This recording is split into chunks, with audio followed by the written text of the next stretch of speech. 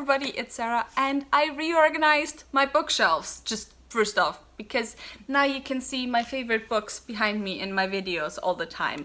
And what used to be my favorite shelf, which is this bookshelf right here, now holds all my mangas. So yeah, that's just something that I spontaneously did to procrastinate. And if you follow me on Twitter, you might have seen me just post photos of me dumping all my books from my bookshelves on the floor, and then kind of struggling with thinking of how I should reorganize them because I couldn't reach my bookshelves. And I'm actually quite happy that I decided not to film anything, because I feel like a lot of people would have been offended by me basically stepping all over the books so I could get to my bookshelves. But yeah, what can you do when you're like me and don't think things through? It's a struggle. Today's video is going to be the I Want to Believe book tag that was created by Rajathon. I will leave his original video linked down below, and I was tagged by Monica from Mooney Reads, and I will leave her video linked down below as well, so go and check both of them out. This tag is X-Files themed, and as far as I understood, the questions are inspired by episodes. I wouldn't know, I have never seen a single episode of the X-Files.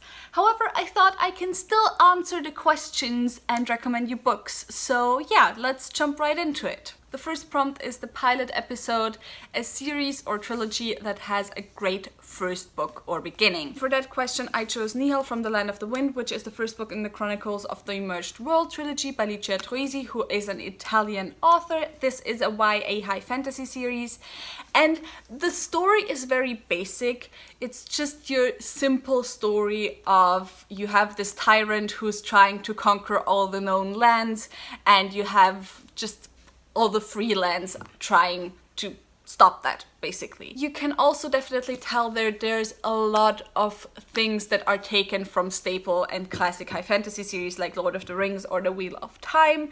I actually only noticed The Wheel of Time recently now because I've now started reading it.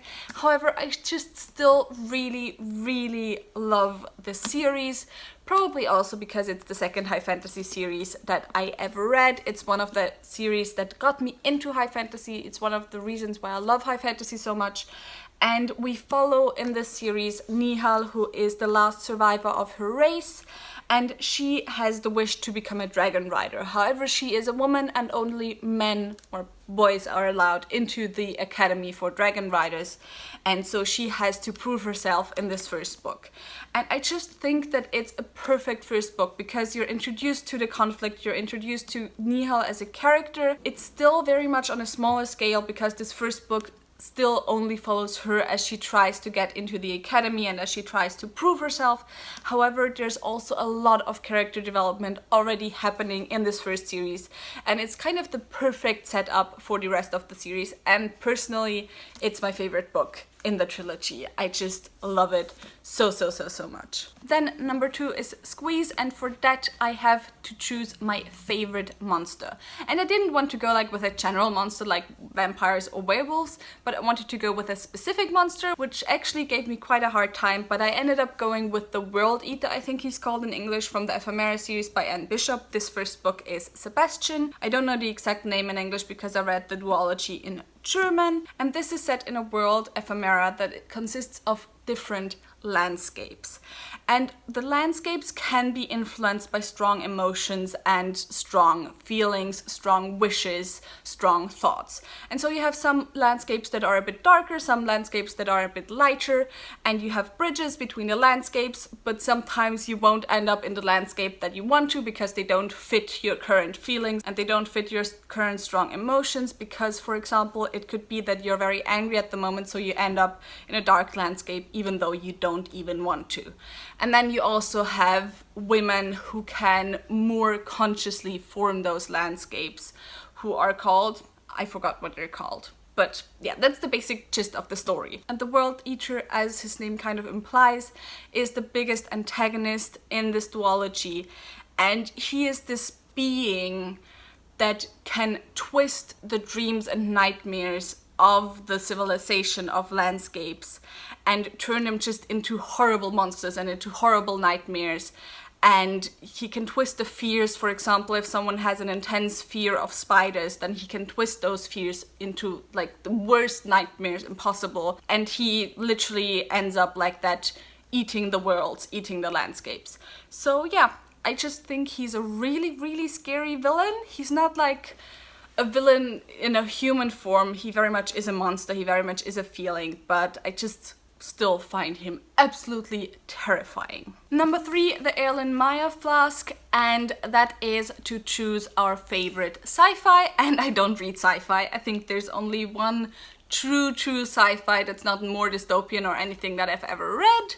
So that's what I'm going with, and that is of course Skyward by Brandon Sanderson, which is a YA sci-fi space opera series that I absolutely love. Of course, it's written by Brandon Sanderson, and in this series we follow Spencer, whose dream is to become a fighter pilot because her people are constantly attacked by aliens. However, her father is very notoriously a coward who deserted during the most important fight in history, and so the people don't want to let her into the school to join, like, learning to be a fighter pilot. And yeah, I absolutely love this series. I love Spencer. She was one of the most annoying characters that I had ever read about at the beginning of the first book.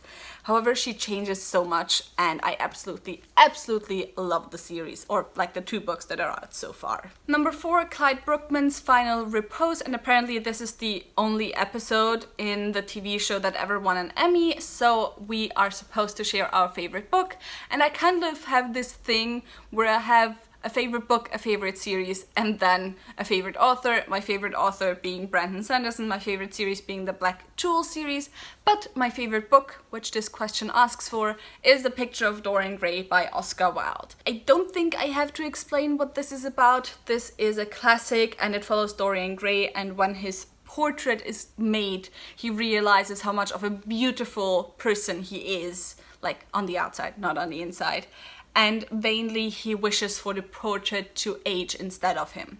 And so we just follow him, and I think this book is absolutely beautifully written. I love it so much. And yeah, I can just highly recommend everyone go and pick this up. Even people who do not usually read classics, I think this is quite an easy classic to get into. Question number 5, Jose Chung's From Outer Space. What is the funniest book that I have ever read? And I don't read funny books. Like, I pretty much am sure I don't have a single funny book on my shelf. I have books that make me laugh, but it's not like, still not mainly funny books, aside from maybe the Alcatraz series by Brandon Sanderson. But since I didn't want to choose another Brandon Sanderson book so soon, I decided to go with a manga, and that is Switch Girl by Natsumi Aida. This series follows this girl who seems to be just the perfect Japanese shoujo manga high school girl. She's pretty, she's popular, she's well-mannered. However, that is only her public image, and actually she's quite a disgusting girl who likes wearing just baggy clothes and comfortable clothes, and she just does disgusting things. She loves eating disgusting things. She's not at all well refined, and she tries to keep this other persona hidden from everyone else.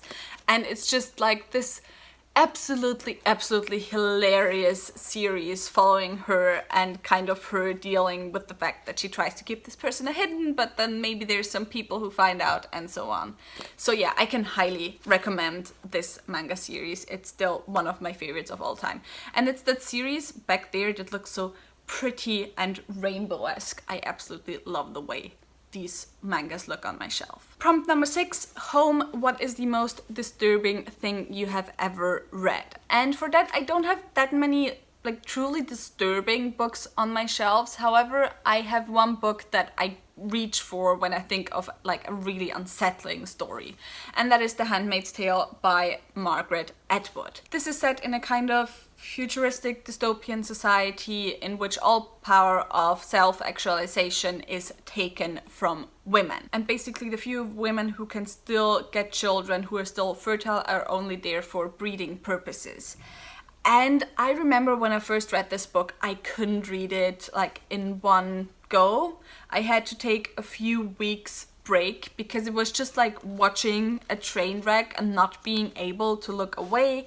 And I remember when I finished this book, it kind of almost made me paranoid, and I had this little part in myself because the way this starts, or we're told that this like taking away power from women started, is that they suddenly can't get any money from the ATM.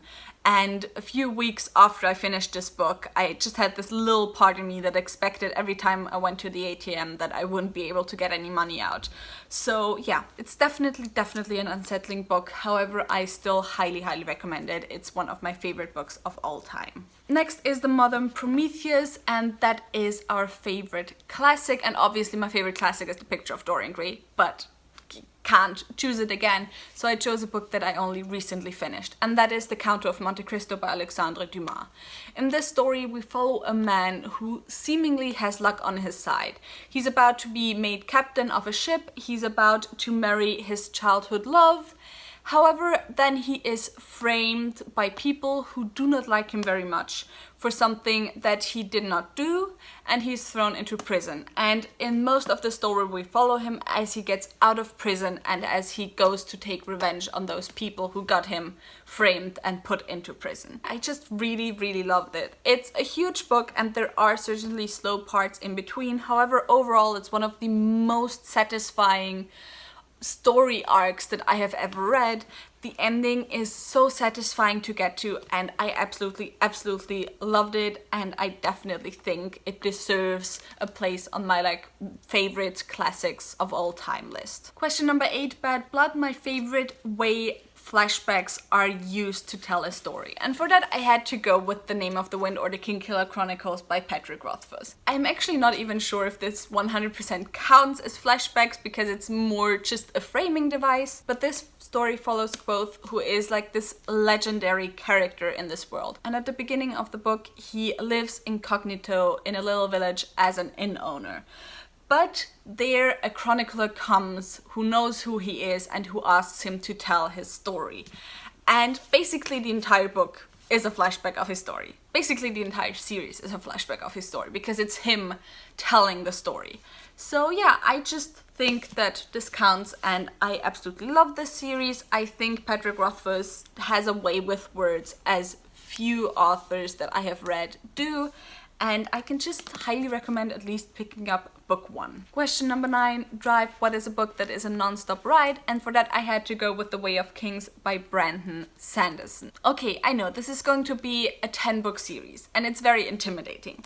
And it does take maybe a little bit, especially if you're not used to high fantasy, to get into the series or into the book.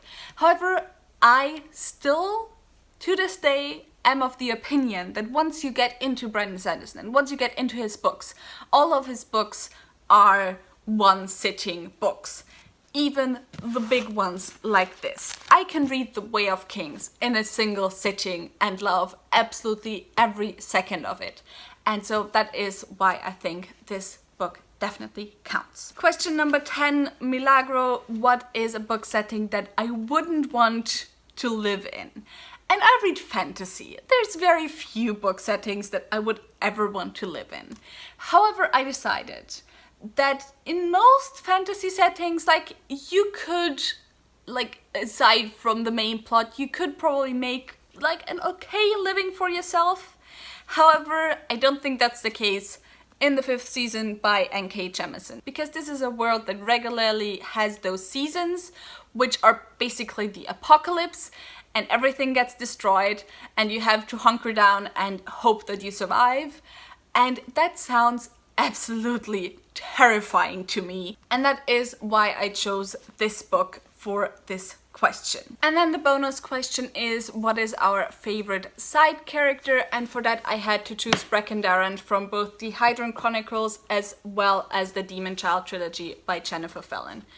I actually have a lot of side characters that I love, but I feel like I don't give Brecken Darrant enough love because it's been a while since I reread both of the series, but Brecken Darrant used to be one of my favorite characters of all time.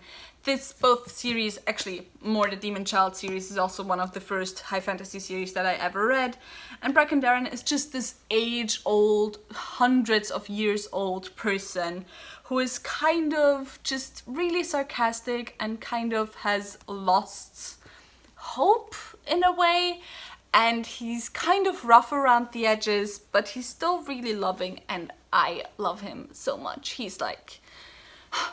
he's the perfect character, and so that's why I chose him for this question. So now all that's left is to tag people, and I tag Julie Autumnbook, I tag Caffeinated Covers, I tag Bemused Bookworm, and I tag Lorian Forest, and I will leave all the links linked down below in the description box to their channels, so go and check them out because they all have amazing channels. And yeah, that was it for this video. I really hope you enjoyed it. If you did, maybe think about giving me a thumbs up and also maybe subscribing. All the links to my social media are in the description box down below, so go and check those out, and I hope I'll see you soon. Bye!